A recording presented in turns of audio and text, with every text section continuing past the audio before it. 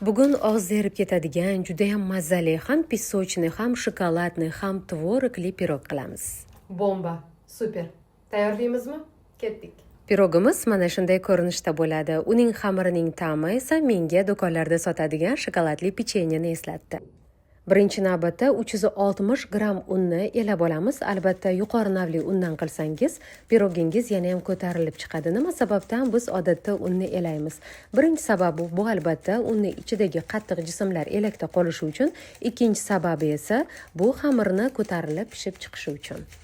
Endi esa elab olgan unimiz ustidan 180-200 gramm saryog'ni qirg'ichdan chiqarib olamiz. Xohlasangiz saryog'ni eritib qo'yishingiz ham mumkin, lekin menga ko'proq pisochni xamir yoqqanligi sababli doim xona haroratida biroz yumshagan saryog'ni qirg'ichdan chiqaraman. Saryog' bilan unni bir xil massa bo'lguncha qo'limiz yordamida yaxshilab aralashtirib uqalab olamiz.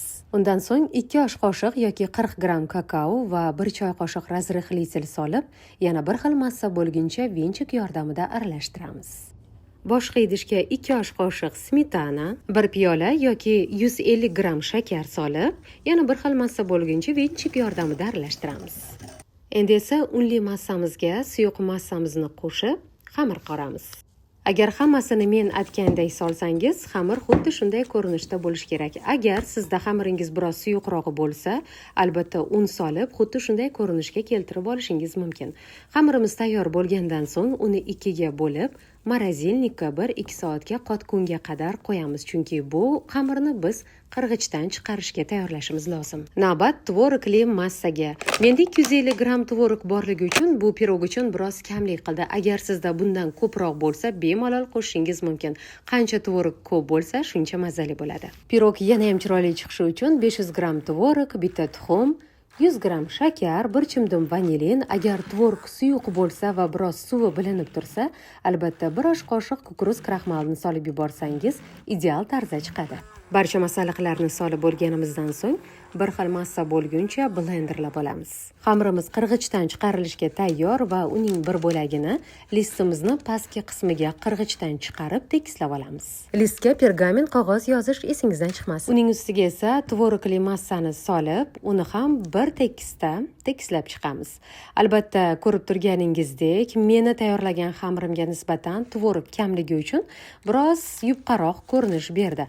Agar siz men aytgandek 500 gramm tvorogdan foydalansangiz, u juda ham chiroyli ko'rinishga ega bo'ladi va pirogingizni yana ham balandroq qilib ko'rsatadi. Endi esa xamirimizning ikkinchi bo'lagini ham pirogimizni ustiga bir tekisda qirg'ichdan chiqarib olamiz. Albatta, atrofini xuddi shunday qo'limiz yordamida tekislab chiqamiz va 180 darajada qizdirilgan gaz pechiga 30-40 daqiqaga qo'yamiz.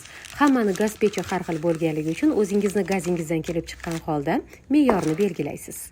Pishganda juda ham yoqimli ifor taratadigan qarsildoq pisochni pirogimiz tayyor bo'ldi. Olamiz, chiroyli qilib kesamiz, o'zimiz ham yeb ko'ramiz, oila a'zolarimizga ham beramiz va albatta yerliklarga ulashib qo'yamiz. Agar sizga pirog yoqqan bo'lsa, like va izohlarda fikringizni kutaman. Hayotgancha sizga savolim bor. Keyingi gal qanday shirinlik tayyorlashimni istaysiz? Izohlarda yozib qoldiring. Hurmat bilan, Qunduzxon Abdullayeva. Og'iz erib ketyapti.